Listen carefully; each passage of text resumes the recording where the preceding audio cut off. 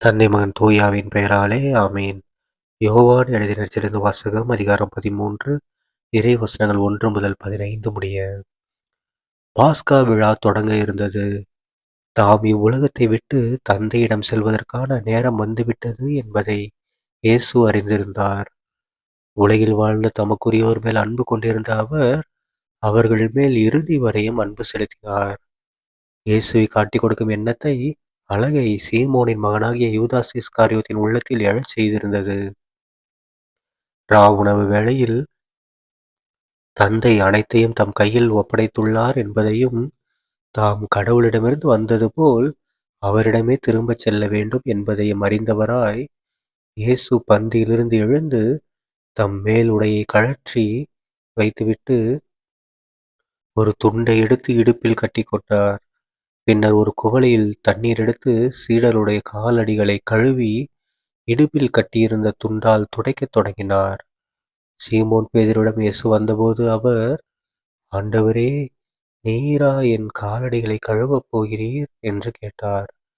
இயேசு மறுமொழியாக, நான் செய்வது இன்னதென்று இப்போது உனக்கு புரியாது, பின்னரே புரிந்து கொள்வாய் என்றார். பேதுரு அவரிடம், நீர் என் காலடிகளை கழுவ விடவே மாட்டேன் என்றார்.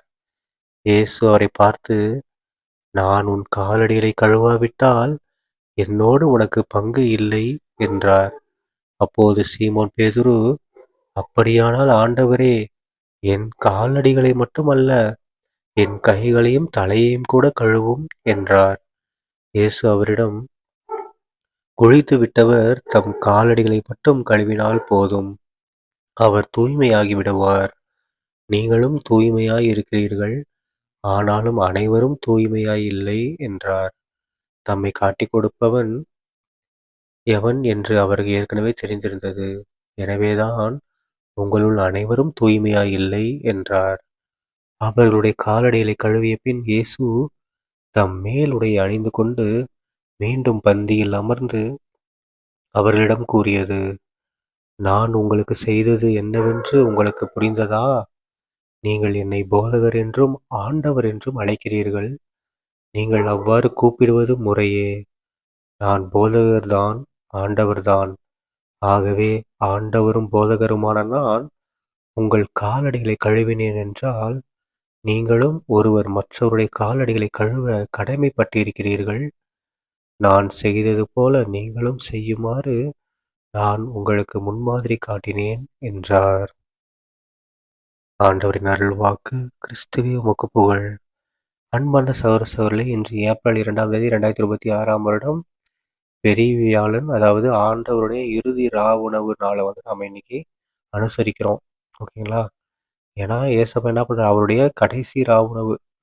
ஏன்னா அடுத்த நாள் என்ன பண்ண போறாங்க, அவரை சிலுவையில் அறைய போறாங்க. அதுவும் காட்டி கொடுக்க போறாரு. யாரு கூட இருந்தவரே காட்டி கொடுக்க போறாரு.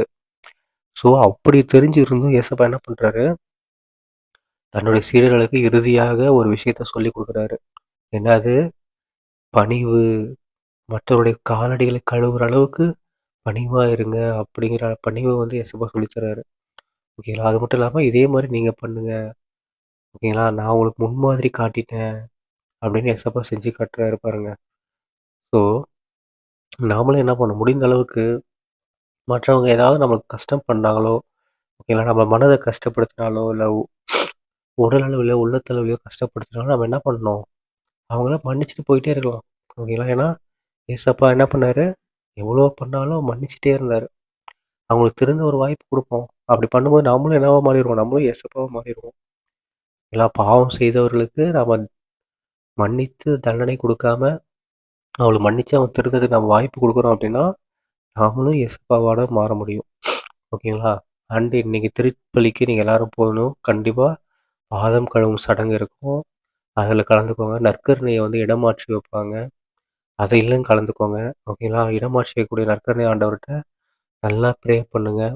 கண்டிப்பாக ஏசப்பா நமக்கு இந்த புதிய இந்த நியூ இயர் தட் மீன்ஸ் இந்த ஈஸ்டர் ஆனது நமக்கு வரும்போது கண்டிப்பாக நமக்கு என்ன நடக்கும், ஏசப்பாவுடைய பல வல்லமைகள் நமக்கு கொடுப்பாரு. சரிங்களா? தந்தை மகன் தூயாவின் பெயராலே ஆமேன். இயேசுவை போல் இயேசு நன்றி. மரியே வாழ்க. இயேசுவின் ரத்தம் ஜெயம். அல்லேலூயா. Praise the Lord.